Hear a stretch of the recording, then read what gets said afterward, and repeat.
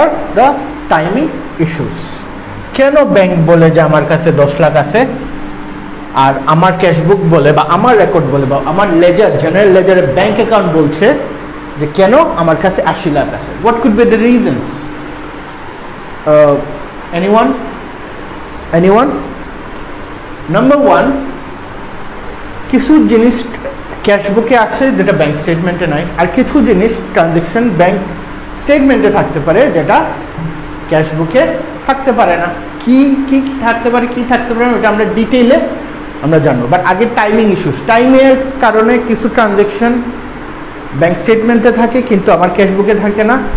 আর টাইমিংয়ের কারণে, সময়ের কারণে, সময় বলতে কি, সময় বলতে এরকম একটা এক্সাম্পল দিতে পারি আমরা, যে ধরো আমাকে চেক দিছে, কি আমাকে আমার কাস্টমার চেক দিছে, চেক পাওয়ার পরপরই তো আমি ক্যাশবুকে লিখে ফেলছি। Cashbook book of original entry না, সোর্স ডকুমেন্ট কি চেক না? হ্যাঁ, তো চেক পাওয়ার পরই তো আমি original book of original entry ক্যাশবুকে এন্ট্রি দিয়ে দেবো। ডেবিট সাইডে দেবো, ক্রেডিট সাইডে দেবো? ডেবিট সাইডে দিব না? হ্যাঁ, ডেবিট সাইডে দেবো।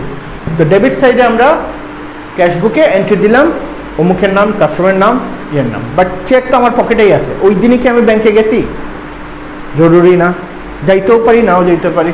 ধরো গেছি, ধরো I went to the bank and presented the check on that day, but that day bank got closed.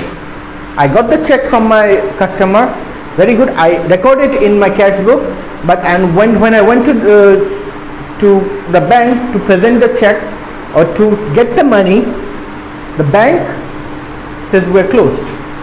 After the next day was holiday, the next day was again holiday, there are 3 more 4 holidays. So what happens? আমার ক্যাশবুকে দেখাবে যে আমার customer থেকে আমি টাকা পাইছি, ধরো 80,000 টাকা আমি পাইছি। ডেবিট সাইডে আমার ক্যাশবুক বেশি ব্যালেন্স দেখাবে না, বাট ব্যাংক স্টেটমেন্টে কি এই 80,000 টাকাটা কি আছে? আছে না? কেন না? ব্যাংক তো খোলেই নাই, ব্যাংক তো বন্ধই হয়ে গেছে। Bank goat close, so